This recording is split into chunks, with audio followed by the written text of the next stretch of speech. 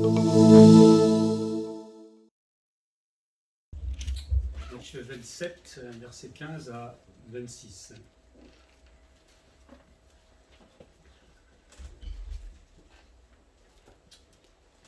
À chaque fête, le gouverneur avait coutume de relâcher un prisonnier, celui que demandait la foule. Il y avait alors un prisonnier fameux nommé Barabbas. Comme ils étaient assemblés, Pilate leur dit « Lequel voulez-vous que je vous relâche, Barabbas ou Jésus qu'on appelle Christ ?» Car ils savaient que c'était par envie qu'ils avaient livré Jésus. Pendant qu'il siégeait au tribunal, sa femme lui fit dire qu'il n'y a rien entre toi et ce juste, car aujourd'hui j'ai beaucoup souffert en songe à cause de lui. Les principaux sacrificateurs et les anciens persuadèrent la foule de demander Barabbas et de faire périr Jésus. Le gouverneur, prenant la parole, leur dit « Lequel des deux voulez-vous que je vous relâche ?» Ils répondirent « Barabbas !» Pilate leur dit « Que ferai-je donc de Jésus qu'on appelle Christ ?» Tous répondirent qu'il soit crucifié. Le gouverneur dit « Mais quel mal a-t-il fait ?» Et ils crièrent encore plus fort qu'il soit crucifié. Pilate, voyant qu'il ne gagnait rien, mais que le tumulte augmentait, prit de l'eau, se lava les mains en présence de la foule et dit « Je suis innocent du sang de ce juste, cela vous regarde. » Et tout le peuple répondit « Que son sang retombe sur nous et sur nos enfants. » Alors Pilate leur relâcha Barabbas, et après avoir fait battre de verge Jésus, il le livra pour être crucifié. Je vous invite aujourd'hui à un procès. On pourrait imaginer qu'on est dans un tribunal d'une certaine manière, et certainement le pire des procès que l'humanité n'ait jamais connu en fait, et le plus injuste surtout. Alors vous connaissez un peu tout ce qui s'est passé, il y a plusieurs procès qui vont avoir lieu. D'abord chez les Juifs, il y en a 3. Jésus va se retrouver devant Anne, qui exerçait la fonction de souverain sacrificateur à ce moment-là. C'est le grand prêtre de Jérusalem, en même temps que Caïphe, et c'est au même moment où Jean-Baptiste va commencer son ministère. Puis Jésus va se retrouver devant Caïphe, qui est nommé grand prêtre aussi. Et puis la troisième procès, c'est quand il est puni par le Sanhédrin, en fait. Je vais parler de ça après. Et puis il va se retrouver aussi devant les Romains 3 fois. D'abord devant Pilate, puis Pilate va l'envoyer à Hérode. Et Hérode va de nouveau, après s'être un peu moqué de lui, va l'envoyer de nouveau vers Pilate, qui ne savait pas quoi en faire en fait, à ce moment-là. Donc il y a plusieurs procès qui ont eu lieu, mais des procès franchement ridicules. On va voir certaines choses, mais j'avais l'impression en fait que l'homme s'était mis à juger Dieu. Parce que c'est ça ce qui s'est passé à ce moment-là. L'homme s'est mis à juger Dieu. Jésus l'a dit devant le Sanhédrin, je suis Dieu, je suis le Fils de Dieu. Et là, l'homme ne sait plus à le juger. Et donc forcément, quand l'homme commence à juger Dieu, il n'y a rien qui est juste. Et de toute façon, c'est pas possible de le faire. Mais moi, je me posais la question, c'est avec toute cette foule, je voulais crier en disant qu'il soit crucifié, mais je ne voulais pas vous réveiller tout à l'heure. Mais qu'est-ce qu'on aurait fait, nous, dans cette foule-là? Tout le monde en train de hurler, crucifie-le, crucifie-le, crucifie-le. Toi, tu aurais dit, non, non, non, c'est bon Seigneur. Je ne suis pas sûr, je ne suis pas convaincu. Et avec la pression qu'il y avait à ce moment-là, qu'est-ce que nous, on aurait fait dans cette foule-là? Déjà, qu'est-ce qu'on aurait fichu dans cette foule? C'est la première question qu'on peut se poser, mais des fois, on se fait coincer. D'une certaine manière, on est toujours dans cette foule. Deux cas, soit je suis perdu, et donc je suis dans la foule de ces perdus qui veulent encore crucifier Jésus, volontairement ou pas, ou qui n'ont pas encore choisi le salut, soit en tant que sauvé, mais dans le sens où peut-être je ne suis pas fidèle. Je manque de fidélité. Ce n'est pas le crucifier directement, mais quand on ne fait pas ce que le Seigneur fait, il est malheureux, ça c'est clair. Quand vous demandez à quelqu'un de faire quelque chose et qu'il ne le fait pas, ça rend triste quelque part. Donc on est un peu encore dans cette foule-là. Comme un procès, il y a une accusation, il y a une défense, et puis il y a un verdict. Donc on va voir un petit peu ce qui s'est passé à ce moment-là. Donc Jésus va être accusé par le Sanhédrin. On est le matin, on a lu tout à l'heure après Gethsémanée, où tous les disciples étaient là, avec Pierre qui devait défendre Jésus. Non, ils se sont tous enfuis. Il semblerait que ce soit Jean qui soit parti tout nu même, parce qu'il avait tellement peur qu'il s'est débarrassé de ses vêtements et il est parti. Et on se retrouve là au petit matin. Jésus devait être épuisé déjà par rapport à tout ce qu'il porte. En plus, il y avait de la fatigue physique derrière. Et il va comparaître devant le Sanhédrin. Alors, le Sanhédrin, sous les procurateurs romains, ils avaient un certain pouvoir, c'était un conseil. Alors, selon les sources juives, ils étaient en 71 membres, 70 hommes, avec un qui était le souverain sacrificateur, qui était un peu le chef, on pourrait dire, de ce Sanhédrin, et qui faisait office de président. C'était la cour suprême, on pourrait dire, qui avait le droit de vie et de mort sauf sous les autorités romaines. À ce moment-là, ils devaient demander, c'est pour ça qu'ils vont aller voir Pilate, ils devaient avoir l'autorisation en fait de Pilate pour pouvoir exécuter Jésus qu'ils avaient condamné juste un petit peu avant. Alors ce qu'il faut savoir, c'est que normalement, dans ces procès-là du juif, d'après mes recherches, c'est que le jugement ne devait pas être prononcé le jour même où le procès a démarré. D'accord ? On devait en fait attendre une journée, au moins une journée, sauf s'il était acquitté, on pouvait tout de suite l'acquitter, mais s'il était coupable, on devait attendre minimum une journée, voire plus, tout ça pour que les jurés, d'une certaine manière, puissent avoir quand même un temps de miséricorde. Parce que souvent, devant quelqu'un qu'on déteste, après on va s'apaiser, et puis d'un coup, la miséricorde revient. Mais là, procès, jugement, condamnation, et c'était réglé. Donc le procès n'était pas bon. Et ça, personne ne le dit à ce moment-là. Et Jésus donc est amené devant le Sanhédrin, et à la question du souverain sacrificateur, si tu es le Christ, dis-le. Jésus ne va pas répondre. Pourquoi ? Parce que de toute façon, il ne le croirait pas. Et même s'il l'était, ils n'en voulaient pas. Ils vont le démontrer plus tard. Pourquoi ? Parce que le Sanhédrin refusait la vérité. C'est-à-dire, ils refusaient la vérité de la parole de Dieu qu'ils servaient eux-mêmes. C'est terrible quand on y pense. Ils voulaient suivre la parole de Dieu, leur Dieu, et en même temps, ils refusaient la vérité. Est-ce qu'on n'est pas comme ça des fois aussi, entre deux ? Jésus est condamné à mort sans qu'on ait même prouvé qu'il est coupable. La seule chose qu'il ait dit, il a dit qu'il est Dieu d'une certaine manière. Mais ça, ça ne le rend pas coupable. C'était vrai. Donc on ne pouvait pas l'accuser. Donc non seulement le procès s'est pas passé correctement, mais en plus on l'a accusé et on l'a rendu coupable de rien en fait. Il a été mis à mort sans chef d'accusation, sans rien en fait. Et personne n'a rien dit. C'est terrible. Nous-mêmes, quelque part, je pensais, moi, autrefois, quand on me parlait de Jésus, mes parents me parlaient de Jésus, et, qu'est-ce que vous me racontez comme bêtise ? Je condamnais Jésus d'une certaine manière. Ou alors je l'ignorais, parce que soit on se moque, soit on l'ignore, mais dans les deux cas, quelque part, on condamnait Jésus parce qu'on n'en avait pas besoin à ce moment-là. Heureusement qu'il s'est approché de nous, plein d'amour, et qui nous a montré qui il était vraiment. Et nous-mêmes, on l'a condamné à un moment. Alors Pilate, puisqu'il est présent devant Pilate, va leur proposer un choix. Lui, quelque part, il cherchait un peu à le délivrer, parce qu'il avait compris qu'il ne faisait rien. Mais il dit selon la coutume. Alors cette coutume est un peu d'origine inconnue, mais elle viendrait plutôt des Juifs que des Romains, puisque dans Jean 18, 39, il est dit « Mais vous avez une coutume que je vous relâche quelqu'un à la fête de Pâques. Voulez-vous donc que je vous relâche le roi des Juifs ?» La coutume, elle était plutôt juive. Peut-être que cette coutume était en relation avec Pâques. On ne sait pas exactement, parce que la Pâque exprime l'idée de miséricorde, de relâche, d'épargner et de grâce. Alors peut-être les deux étaient liés, mais en tout cas, ce n'est pas dans la Bible, directement. Mais surtout, cette coutume permettait à ce moment-là, puisque les Juifs étaient envahis par les Romains, d'apaiser un peu les tensions qu'il y avait entre... il y avait des luttes, dans les Zélotes, par exemple, c'était des Juifs qui combattaient les Romains et ils n'arrêtaient pas. Mais ça permettait d'apaiser un peu les tensions et d'avoir aussi un peu la faveur du peuple juif, de la part des Romains. Et là, Pilate propose de choisir entre Jésus et Barabbas. Barabbas signifie fils d'un père. Il est nommé dans Matthieu un prisonnier fameux. Alors, il y a plusieurs autres textes. Dans Jean, par exemple, il est nommé comme brigand. Voilà. En Luc, on voit qu'il est condamné pour sédition. Il avait certainement dû faire une révolte en ville et il aurait commis, selon Marc, un meurtre. Donc, c'était un brigand qui certainement était opposé aux Romains, puisque c'est pour ça que les Juifs vont le préférer à Jésus. Il était populaire à cause de ça, parce qu'il luttait contre l'armée romaine. Et le voilà donc en prison pour un meurtre. Et donc, choisi entre Jésus ou ce brigand. C'était ça le choix à ce moment-là. Qu'est-ce qu'on aurait fait ? Vous ne savez pas quoi choisir ? Alors, vous n'aurez pas choisi Jésus plutôt ? Avec tout le monde qui crie derrière.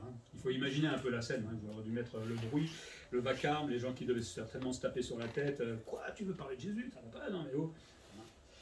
Donc Pilate va proposer ce Barabbas parce qu'il espérait que le peuple, avec un peu de sagesse, choisirait plutôt Jésus, qui n'avait rien fait, à un voleur et un meurtrier. Ça c'est la logique qu'on a des fois. Et Pilate savait aussi que c'était les religieux là, qui l'avaient livré parce qu'ils faisaient de la concurrence tout simplement à leurs affaires, entre guillemets. Donc Pilate savait ce qui se passait. Et entre Jésus et Barabbas, qu'est-ce qu'ils vont choisir évidemment ? C'est Barabbas. Et des fois, je me dis que nous-mêmes, on a cette dualité dans notre tête entre Jésus, la vie spirituelle, et Barabbas, un peu la chair. Et nous tendons généralement plutôt vers la chair que vers le spirituel, hein, parce qu'on a la paresse des fois, on a des péchés, on a des petites idoles, même si on ne veut pas les identifier, qui sont là dans notre vie. Et même si on avait été dans cette foule, certainement qu'on aurait penché aussi vers Barabbas, hélas. Hein. Parce que Jésus, c'est plus difficile. Barabbas, il ne demandera rien. Jésus, lui, il demande quelque chose. Et donc forcément, on va vers le plus facile. Pourquoi le peuple choisira Barabbas? On l'a dit, c'est les religieux qui vont pousser en fait le peuple à le choisir.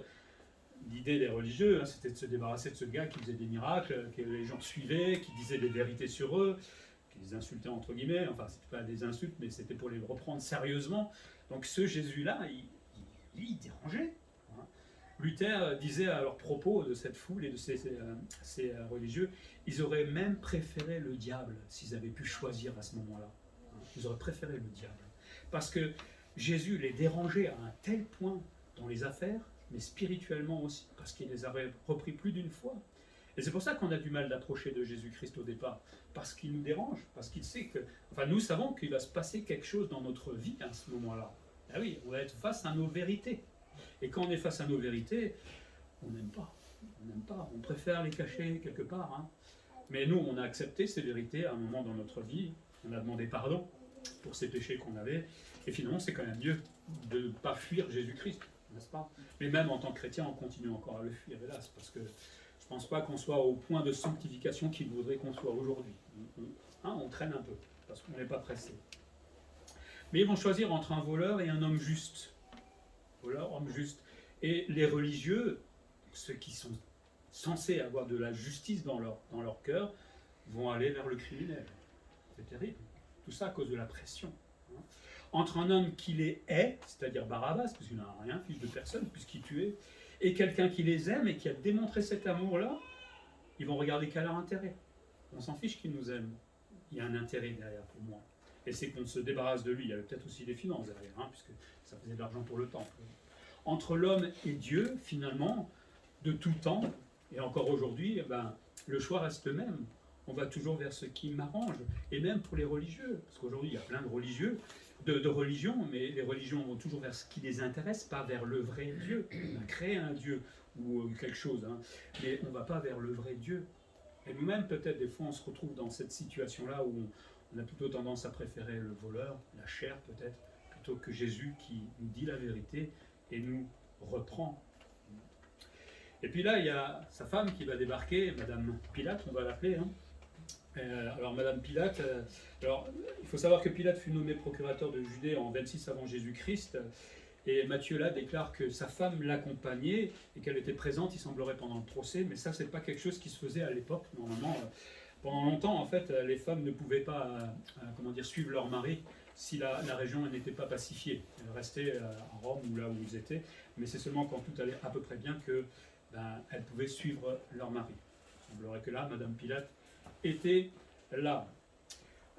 D'après ce qui est dit, on ne sait pas grand-chose. Il semblerait que la tradition fasse d'elle une espèce d'amie du peuple juif, mais on met tout ça entre guillemets. Peut-être qu'elle-même, elle suivait Jésus-Christ dans son cœur. On ne sait pas grand-chose sur elle. Hein. Certains pensent qu'elle s'appelait Procla, ou Claudia Procula. Très joli nom, ça pour un bébé. Bon, c'est l'époque. Hein. Alors, on n'est pas sûr exactement si c'est son prénom, enfin son nom. Les orthodoxes, par exemple, en ont fait une sainte. Bon, on ne va pas la vénérer, évidemment. Chacun, il y en a un qui a Marie, l'autre qui a Procula, je ne sais pas quoi là. Mais bon. En tout cas, elle va être troublée, certainement avec toute l'ambiance qu'il y avait, les cris et tout ça. Le mari qui était en première ligne, elle était troublée et elle va avoir un songe. Et elle va dire à son mari, mais j'ai souffert beaucoup à cause de Jésus-Christ. Mais il faut vraiment se mettre dans la situation, hein. Les cris, les hurlements, la pression contre le mari et tout ça. Il a dû lui en parler peut-être, ils ont discuté, et puis elle s'est dit, peut-être qu'il peut mourir aussi, on ne sait jamais, parce que si les Juifs ils pètent un plomb, ils auraient pu ratatiner Pilate. Hein. Mais voilà, elle avait de la crainte pour son mari, et crainte d'un procès inique aussi, parce que ça peut retomber sur la tête de Pilate. Donc ces songes, ce songe, je ne sais pas si c'était vraiment un rêve, mais en tout cas c'était lié à l'angoisse qu'elle avait à ce moment-là. Mais elle dit à son mari que Jésus est innocent, d'une certaine manière, puisqu'elle dit ce juste ce juste, un contraste avec le voleur. Et elle va l'avertir pendant qu'il était au tribunal, qu'il siégeait au tribunal, mais on ne sait pas très bien si c'est Dieu qui aurait mis quelque chose dans son cœur pour avertir Pilate, soit c'est le diable qui aurait créé ce songe pour stopper la croix. Imaginez que elle aille vers le mari et lui dise voilà, j'ai un songe, et le mari maintenant devient ferme et interdise la crucifixion de Jésus-Christ. Satan, il aurait gagné. Ou alors le songe vient de Satan, parce qu'elle voulait absolument que cette croix ne se fasse pas. On ne sait pas très bien si Satan savait ou pas, mais il avait compris qu'il se passait quelque chose d'assez spécial à ce moment-là.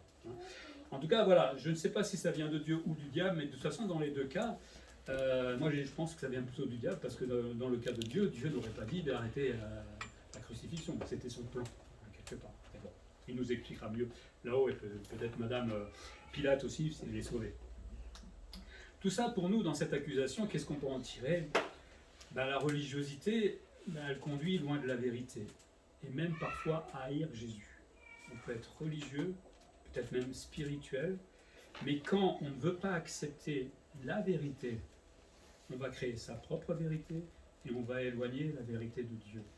Alors comme ça dit, ça semble, on est tous d'accord, mais on a des toutes petites vérités dans nos vies que nous n'acceptons pas. On se fait reprendre parce qu'on n'aime pas. Pourquoi ? Parce qu'on n'accepte pas la vérité. Quand je lis la Bible et que je vois certaines choses, des fois, je sais très bien que je ne suis pas... Voilà. Et donc, je rejette un petit peu cette vérité. Ce n'est pas des grosses vérités qu'on rejette. C'est des tout petits détails, peut-être, qui, finalement, ralentissent notre vie chrétienne, notre vie de consécration, notre vie de service. Et toutes ces petites vérités qu'on refuse, finalement, Jésus, il n'est pas heureux. Parce qu'il a donné sa vie pour que nous acceptions ces vérités-là. Concernant la vérité, un peu à l'image de ces religieux, nous créons, je l'ai déjà dit, on crée notre Dieu aussi sur mesure. On le fait tous. Je suis désolé de le dire, on le fait tous. Moi le premier. Il y a des choses que je dis à Dieu, pour l'instant, non, j'ai pas envie. Voilà. C'est pas le moment. Je suis pas assez fort peut-être, ou j'accepte pas, ou c'est compliqué, ou je sais pas. Mais c'est pas la vérité, ça. C'est pas la vérité selon Dieu. Ce qu'il voudrait, c'est que quand il vient devant moi et se présente, qu'on accepte justement cette vérité et que l'on apprenne à changer. Prenons le temps de comparer le Dieu que nous créons dans notre tête à ce qui est dit dans la parole de Dieu. Il y a des fois un fossé. Concernant les influences aussi, là, j'imaginais être dans la foule, avec à droite un qui crie crucifie-le, l'autre qui crie crucifie, devant qui crucifie, l'autre qui me tape dessus, mais pourquoi tu cries pas crucifie-le. Oui, mais les influences autour de nous, qu'est-ce qui influence ma vie en fait ? La Bible, moi, c'est-à-dire mes désirs, ma chair, ou le monde ? Moi je dirais que c'est souvent un mixte des trois, mais le Seigneur voudrait plutôt, et parce qu'il a donné sa vie, pour cela, qu'on tende plutôt vers la Bible, vers sa parole, et qu'on soit plutôt influencé par lui. Qu'aurions-nous fait dans la foule ? Crier que Jésus est innocent ? Non, il est innocent ! On n'aurait même pas entendu, je crois, à mon avis, avec tout le bruit qu'il devait y avoir. Où est-ce qu'on aurait suivi la foule ? Je ne sais pas ce qu'on aurait fait chacun. J'aurais voulu avoir la force, mais les disciples déjà, ils n'étaient plus là, donc je ne sais pas si j'aurais plus la force de le faire. Mais aujourd'hui, ça nous arrive encore. Cette semaine, j'étais en train d'emballer et il y avait un jeune derrière qui a eu un évangile de Jean. Il vient vers moi, il commence à rigoler, c'est quoi ce machin et tout ça. Il dit, mais tu sais, moi j'y crois. Ça fait un blanc. Et il m'a regardé. J'ai dit, oui, c'est la parole de Dieu. Et il ne savait pas ce que c'était en fait. Donc je lui ai expliqué, mais le blanc que ça lui a fait d'un coup, parce qu'il était tout content de se moquer en fait de la Bible, quoi. Ça l'a calmé. J'espère qu'il va réfléchir un peu plus loin. Mais parfois, oui, on se retrouve aussi face à des influences comme cela. On suit parce que on n'a pas envie d'avoir de problème. Non, justement, il va falloir s'opposer à ce qui est faux à ce moment-là. Accusation, un procès donc injuste pour le juste par excellence. Et ce juste qui va rester muet devant tout le monde, devant la folie des hommes. Si je venais vous énerver comme ça, à vous dire des choses injustes devant vous, vous pourriez rester muet. C'est terrible ce qu'il a accepté le Seigneur à ce moment-là. Parce qu'on parle souvent de la croix, mais il y a toutes ces choses-là aussi qu'il a dû accepter. Il aurait fait ça, c'était réglé. Il n'y avait plus Rome, il n'y avait plus rien. Il n'y avait plus rien en fait s'il voulait. Mais il l'a accepté pour aller jusqu'au bout. Quand on regarde un peu la défense, si on peut parler de sa vie de défense, il y avait un avocat entre guillemets qui s'appelait Pilate, qui va tenter plusieurs fois de sauver Jésus-Christ. Hein. Première tentative, d'abord il va proposer de libérer Jésus à la place de Barabbas. C'est bien Pilate. Tu avais l'autorité de même pas avoir à faire ça, et tu aurais pu dire aux Juifs, je ne veux pas qu'on crucifie Jésus, et un point, c'était réglé. Il avait le pouvoir de le faire. Mais là, il y avait une pression tellement forte, hein, comme quoi, même quand on est un empereur, un grand dans ce monde, on se laisse influencer. Et les principaux sacrificateurs vont persuader la foule de demander plutôt Barabbas et de faire périr Jésus.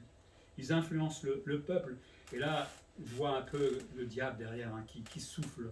Je ne sais pas si vous avez vu le film de Mel Gibson sur la crucifixion, et on voit le diable qui rôde. C'est pas écrit dans la Bible comme ça, mais l'idée est là. Il rôde à droite, il regarde ce qui se passe, et il essaie d'influencer tout le monde pour aller vers son plan à lui. Et on voit bien comment il influençait le peuple par les religieux. Hein. C'est un comble. Ces gens servaient Dieu et demandaient de le tuer. J'avais étudié quand j'étais à l'Institut biblique des chrétiens qui disaient que Dieu n'existe pas. Oui, c'était intéressant. Comme quoi, des fois, on croit servir Dieu, on croit le suivre, et on est complètement à côté de la plaque. Et c'est valable pour nous aussi, des fois. Parce que si là, maintenant, le Seigneur venait faire le point avec chacun d'entre nous, est-ce qu'on n'est pas un peu à côté de ce qu'il voudrait, des fois? Ou est-ce qu'on est vraiment droit dans les bottes, au moment où le Seigneur veut, dans notre vie de consécration, de service, etc. Moi, je ne crois pas, en tout cas pas moi le premier, hein, ça c'est clair. Mais il faut y réfléchir. Deuxième tentative, au verset 21, lequel voulez-vous que je relâche? Il revient un petit peu à la charge, et la réponse de la foule, c'est Barabbas. Et on reconnaît là un peu la faiblesse de Pilate. Hein. Pendant le procès de Jésus, Pilate semble dépassé complètement par les événements, voire même faible par rapport à la foule et par rapport aux sacrificateurs. Pourtant, d'après l'histoire, une lettre d'Agrippa I, que cite Philon, un philosophe si je me souviens bien, représente Pilate comme un homme de caractère inflexible, aussi impitoyable qu'obstiné.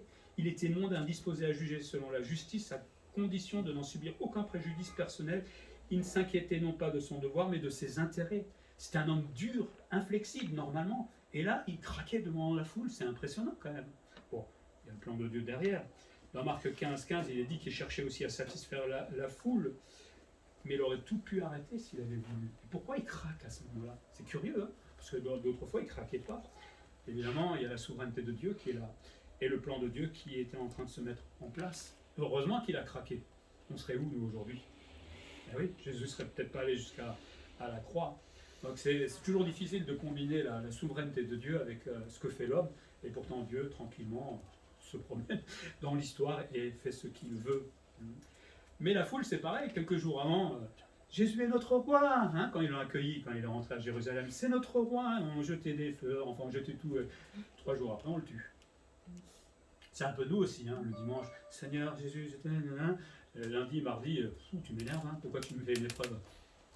On est pareil un peu quelque part, bon, peut-être pas à ce point-là, parce qu'on n'a pas quand même envie de tuer Jésus, enfin, j'espère bien, hein, mais qu'est-ce qu'on est changeant, c'est affolant comme l'être humain face aux situations est totalement changeant. Le Seigneur veut nous changer pour ne plus être comme cela. La troisième tentative, c'est que ferais-je de Jésus qu'on appelle le Christ loin? Mais tu pouvais dire ce qu'il fallait faire. Tu veux pas, tu as peur. Je ne sais pas qu'est-ce que tu avais à ce moment-là. Et il rappelle au peuple, hein, mais quel mal il a fait. Souvenez-vous que les Juifs connaissaient l'Éternel, puisqu'il les avait fait sortir de l'Égypte, etc. Ils connaissaient Dieu et l'accusaient. Et voulaient le tuer. Et un païen reconnaît que Dieu est juste. Mais quel mal il a fait. C'est hallucinant quand on y réfléchit un petit peu. Quand le païen fait mieux que le religieux. Bizarre.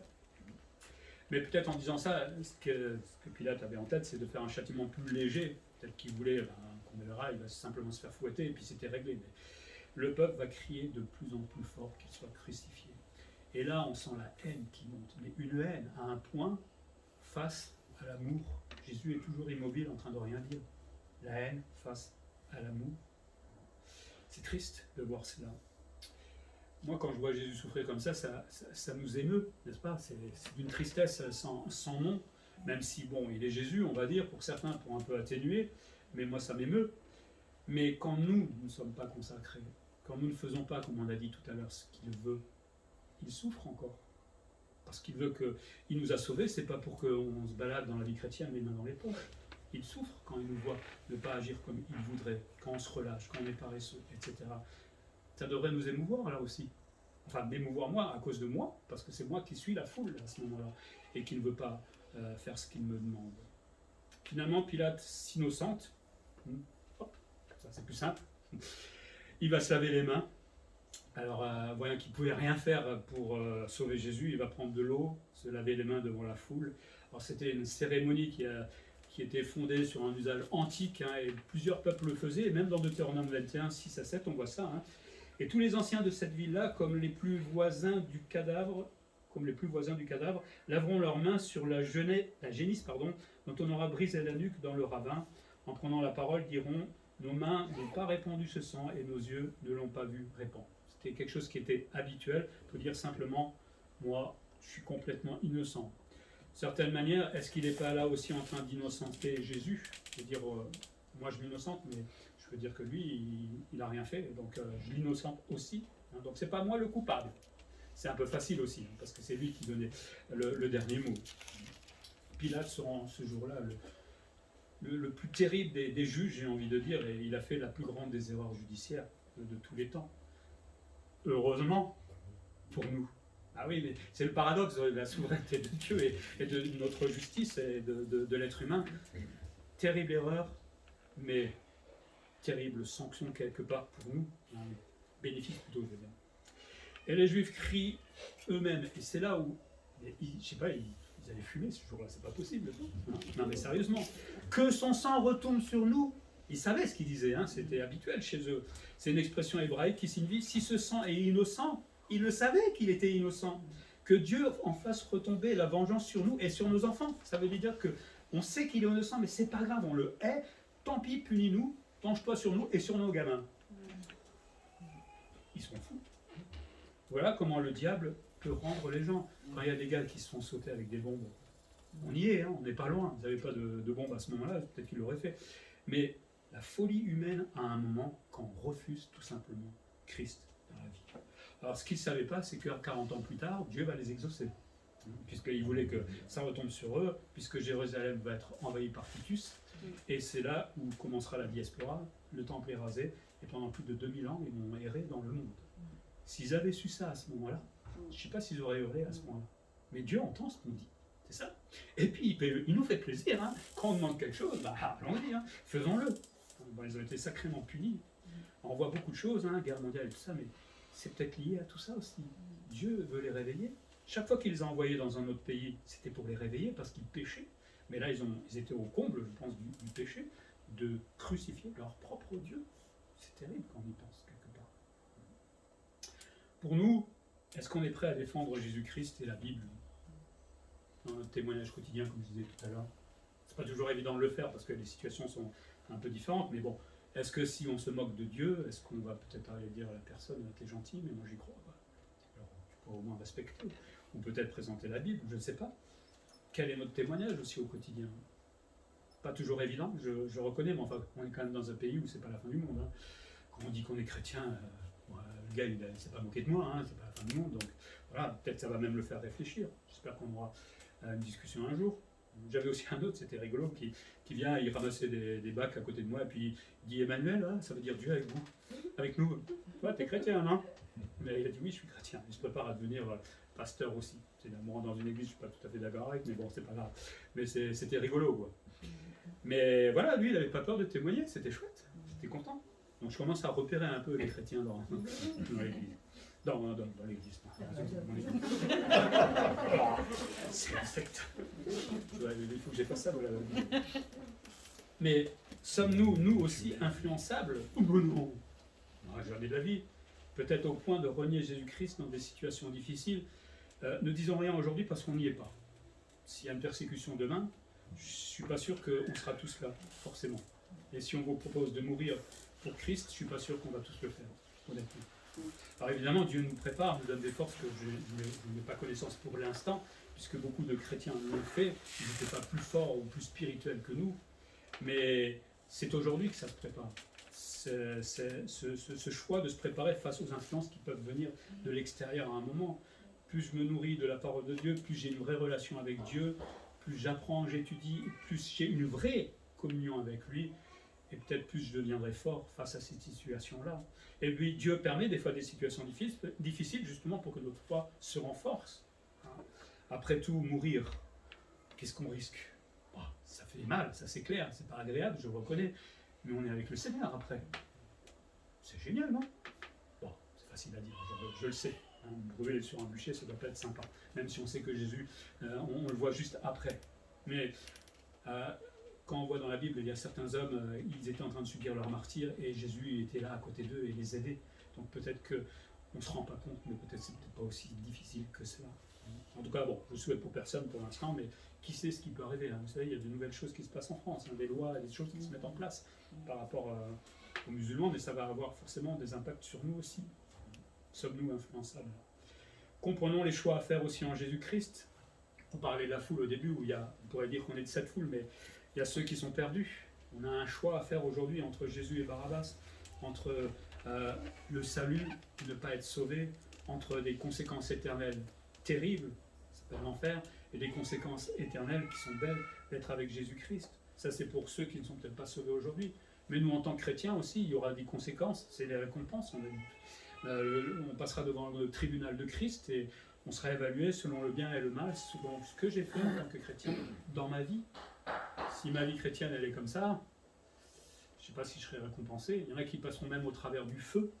C'est pour dire à quel point on peut peut-être des fois se relâcher et ne pas comprendre que quand Jésus parle de consécration, de servir, tout ça, il attend quelque chose de chacun d'entre nous. C'est pas juste pour rigoler.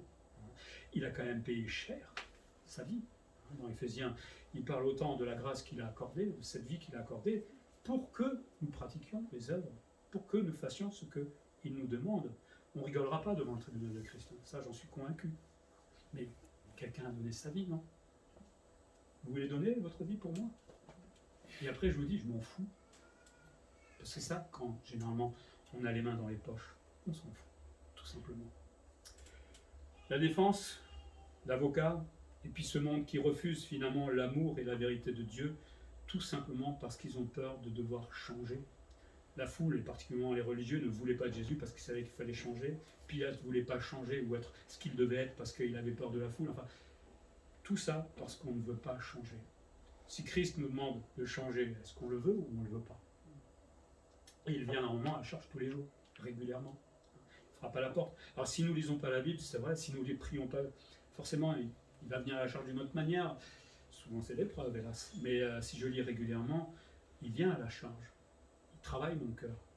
Et il veut le modifier pour nous faire du bien, pas pour nous faire du mal. Nous, on se refuse souvent des changements dans notre vie parce qu'on aime bien la bonne épine qu'on a là dans le doigt et qui me fait bien mal tous les jours, qui me fait culpabiliser, qui me pousse à la colère. J'aime bien, ça me fait du bien. Et Jésus dit, non, je vais te l'enlever. Non, non, non, garde. Je suis bien comme ça. Hein. Parce que sinon, c'est mieux avec une épine. Non, c'est plus joli. Non. Non. Mais on est comme ça. On sait ce qui nous fait du mal. Et Jésus veut le changer, mais on préfère rester comme on est parce que c'est tellement compliqué pour nous. Et puis le verdict qui va tomber, Jésus est condamné à mort. Une fois condamné à mort, il sera fouetté avant de subir la croix, ce qui se faisait souvent. Hein. Alors, dans la loi mosaïque, la loi permettait de frapper sur le dos le coupable étendu à terre. On voit ça dans Deutéronome. Le nombre de coups variait de quelques-uns à 39 coups. On évitait de frapper le 40e coup afin de ne pas dépasser la prescription de la loi mosaïque. Certainement que personne mourrait après. Dans Deutéronome 25, il dit « Si le coupable mérite d'être battu, le juge le fera étendre par terre et frapper en sa présence d'un nombre de coups proportionné à la gravité de sa faute. Il ne lui fera pas donner plus de 40 coups, de peur que si l'on continue à le frapper, en allant beaucoup au-delà, ton frère ne soit avili à tes yeux. » Dans la synagogue, le châtiment était administré par un certain gardien qu'on appelait le Hazan, je ne sais pas comment il disait, Hazan. On battait certains coupables en présence du Sanhédrin, donc de ce fameux tribunal qu'on avait vu tout à l'heure. Les instruments employés pour administrer le fouet étaient la verge, ou un fouet formé d'une lanière de cuir de bœuf et de 2 lanières de peau d'âne. Les dispositions légales tardives prescrivaient les coups ou la flagellation pour châtier les infractions religieuses, par exemple la violation d'ordonnances cérémoniales, etc., etc. Mais là, on est sous la loi romaine, et c'est les Romains qui vont le punir. La loi Porcia et la loi Valeria défendaient de flageller les citoyens romains. Donc, romains, vous n'aviez pas le droit d'être flagellé. Il y a quand même des avantages à être romain. Autrement, les lois permettaient de battre tous ceux qui n'avaient pas la citoyenneté romaine. Par exemple, les esclaves étaient souvent fouettés. Les fouets romains étaient un peu plus subtils parce qu'ils étaient muni, c'est mieux, de cordes et de lanières, mais au bout, on y rajoutait des petites boules de plomb, d'airain ou des osselets qui étaient un peu acérés, avec des petites pointes en forme d'éperon, qui finalement s'enfonçaient bien dans la chair et ça faisait arracher la peau, et vous aviez tout le sang qui coulait. Je ne sais pas si vous pouvez imaginer l'horreur du supplice que le Seigneur a accepté. Sans les boules, ça c'était meilleur, les courroies de cuir fin fendaient mieux la chair et constituaient en fait pour eux un raffinement de cruauté. Il faudrait qu'ils aillent voir un psychologue quand même, ces gens-là. Hein. Avant la révolte juive et après le siège de Jérusalem, les Romains appliquèrent ce supplice à de nombreux juifs. Hein, la victime courbée en deux, nue jusqu'à la ceinture, les mains liées derrière le dos, était attachée à un poteau ou à une colonne, je ne sais pas comment ils faisaient, c'était comme ça. Hein. Les martyrs chrétiens de Smyrne, par exemple, eurent les veines ouvertes par les lanières, les muscles et les tendons déchirés, les entrailles mises à nu. On voit ça dans l'histoire et c'est vrai. Hein. Antiochus Épiphanes, c'est un peu avant que Jésus vienne, avait employé sans résultat ce supplice du fouet pour forcer les Juifs à manger de la viande de porc. Hein. Il était lui-même rentré dans le temple et avait sacrifié un porc. Il savait que c'était une horreur pour les Juifs, mais ces Juifs-là ont accepté de mourir plutôt que de faire ce qu'ils demandaient à ce moment-là. J'ai tout ça juste pour dire, on parle de la croix, mais avant la croix, il y avait déjà ça. L'horreur déjà du procès, injustice terrible, l'horreur de ce fouet, où il était déjà certainement presque à demi-mort, et puis la croix qui va avec. C'est pour ça qu'il n'arrivait pas à porter la croix et qu'il a dû être aidé. Mais Jésus a accepté tout cela par amour pour moi, Emmanuel. Quel coup, moi, je suis prêt à accepter dans ma vie? Des mini-coups, je vais dire, parce qu'on va peut-être pas accepter ce qu'il va faire, mais quel mini-coup j'accepte dans ma vie de sanctification? Du coup, de temps en temps, c'est pas la fin du monde. Quand je sais que je ne fais pas correctement ce que le Seigneur veut, et je change, non? Vous préfériez vivre ça? Ou accepter de changer un petit peu par petits mini-coups, avec tout l'amour de Jésus-Christ pour moi? On dit toujours Jésus même, c'est bien. Mais après, je vois aussi vivre les gens qui disent Jésus même. Il faut le prouver. Hein. On ne dit pas à sa femme, le jour du mariage, je t'aime, et puis on s'en fiche. On a une relation de temps en temps avec elle. On est à côté, on la chérit, on essaie de l'aider, etc. Quand je dis que j'aime Jésus-Christ, je fais ce qu'il me demande. Je le suis, je marche avec lui, par amour pour lui. Et puis notre cher Pilate va tenter une dernière tentative, hein, après avoir infligé ce supplice, qui pensait apaiser le peuple et essayer de le sauver, et la haine qui monte, et finalement Jésus va être crucifié. Le diable a tout fait pour tuer Jésus-Christ. Je ne sais pas s'il comprenait très bien dans sa tête ce qu'il était en train de faire, mais j'aime bien dans le film de Mel Gibson, quand Jésus rend l'esprit, à ce moment-là, il y a une espèce de zoom comme ça qui se fait, vous voyez le diable qui dit « Oh, la bêtise que je viens de faire !» Ah oui, il avait le pouvoir sur l'homme, maintenant le salut a été offert à toute l'humanité. La bêtise que je viens de faire, terrible. Merci Seigneur. Merci Jésus-Christ d'être allé au-delà de toutes ces choses-là, d'avoir accepté d'être muet comme une brebis, comme nous dit Ésaïe, et d'être allé jusqu'à la croix. Mais comme on l'a dit, il est ressuscité aussi. Et c'est là toute la joie du salut et tout l'espoir qu'on a en lui. Mais Jésus a été condamné à mort pour que le pécheur, lui, n'ait pas à subir la condamnation. Hein. Tout ça, il a accepté parce que c'est moi qui devais le vivre. Ça vous dit un petit coup de fouet? Un ou deux, avec quelques petits crochets derrière.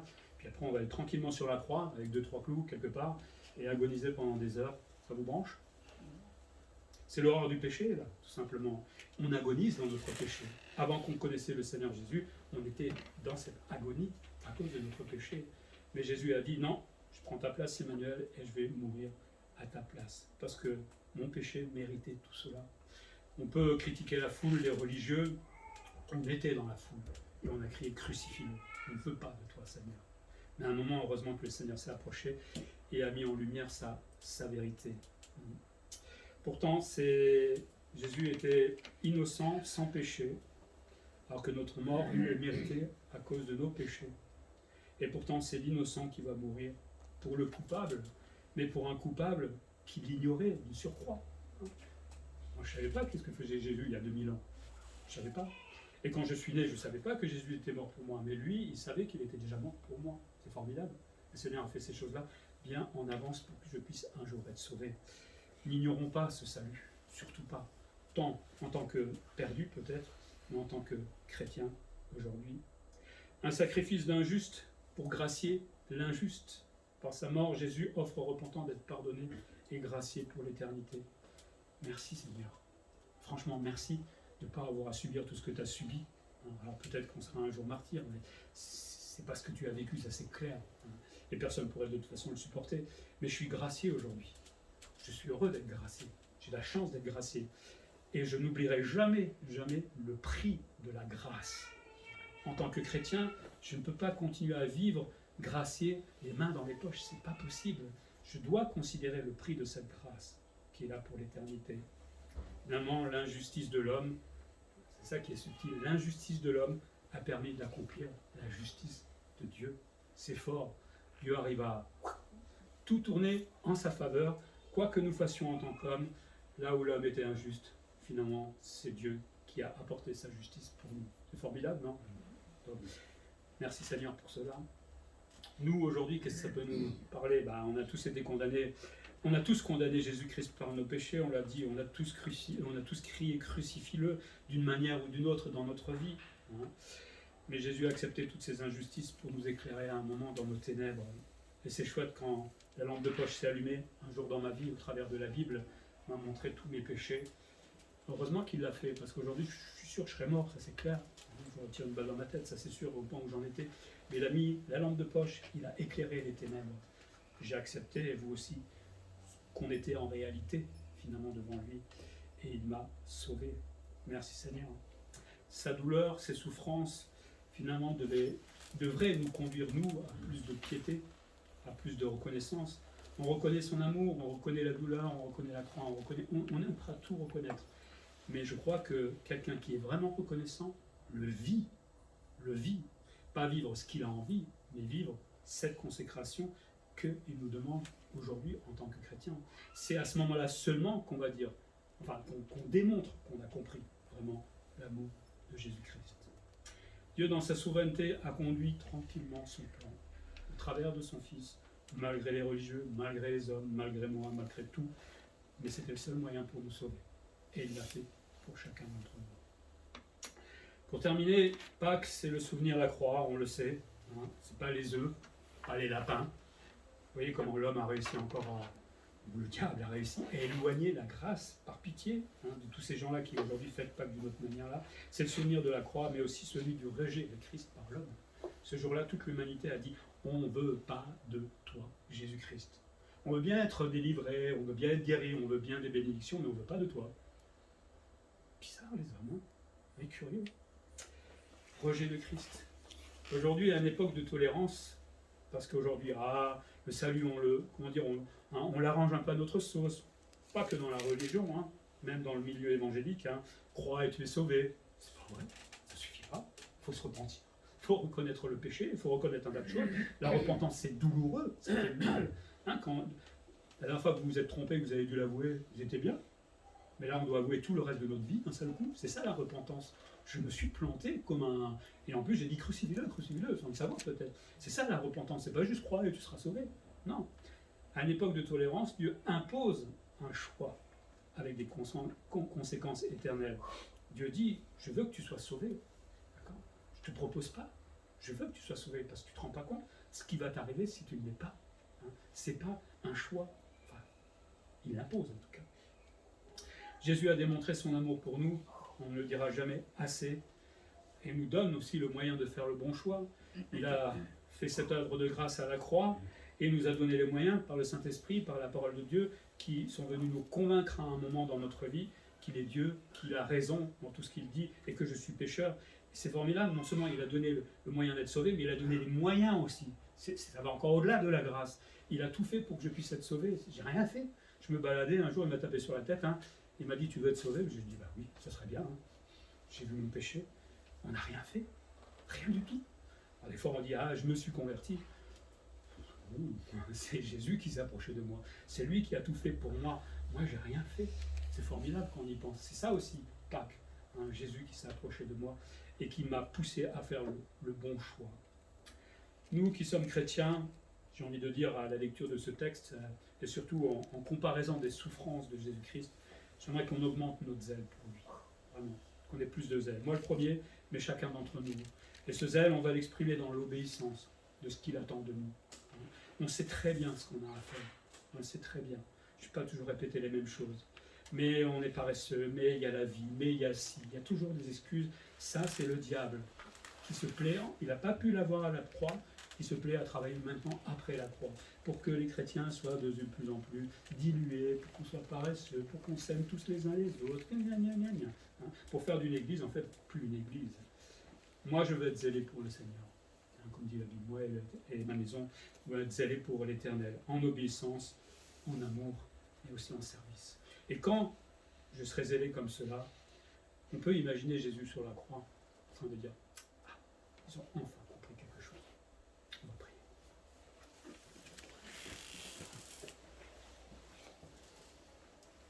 Seigneur, en ce jour de Pâques, nous voulons nous souvenir de la grâce que tu as accordée à l'humanité, en tout cas à tous ceux qui t'acceptent dans leur vie par la repentance, par l'acceptation de leur état devant toi, qui est juste, saint, parfait, sans péché. Merci parce que tu nous as conduits à cette repentance par ton esprit, par ta parole. Merci parce que tu nous as permis d'être délivrés de notre péché. Merci parce que tu nous as délivrés aussi de l'enfer. Tant de gens y sont aujourd'hui et regrettent certainement de ne pas avoir pris d'avoir pris ça à la légère. Merci parce que nous avons la vie éternelle. Seigneur, toutes ces souffrances que tu as acceptées, c'est par amour pour chacun d'entre nous. Nous parlons, oui, on l'a dit, d'amour bien souvent, mais c'est tellement vite dit. Prenons le temps aujourd'hui, mais aussi pendant le reste de notre vie, aide-nous à méditer peut-être sur cet amour que tu as eu pour nous et qui est couvert de sang, qui ruisselle même de sang, qui a la peau arrachée, qui crie, qui souffre, Seigneur, qui est muet, qui pouvait faire tant de choses, mais qui ne l'a pas fait. Voilà l'amour que tu as eu pour chacun d'entre nous. Nous sommes des hommes, Seigneur, avec nos défauts, mais apprends-nous à t'aimer un peu plus chaque jour pour que tu te réjouisses et non pas que tu sois triste de nous voir vivre cette vie chrétienne un peu maussade parfois. Donne-nous du zèle, comme on l'a dit, beaucoup de zèle, de la joie de te servir, Seigneur, d'être consacré réellement, parce que finalement, ça te donnera un sourire de nous voir comme cela. En tout cas, je prie pour ce monde, Seigneur, qui ne fête Pâques aujourd'hui et qui ne sait pas ce que c'est que Pâques. Permets-nous d'avoir peut-être des occasions de témoigner de ta parole pour que d'autres puissent t'accepter dans leur vie. Nous te glorifier, te remercier de tout notre cœur, Seigneur, pour ta grâce. En Jésus-Christ. Amen. Amen. Amen.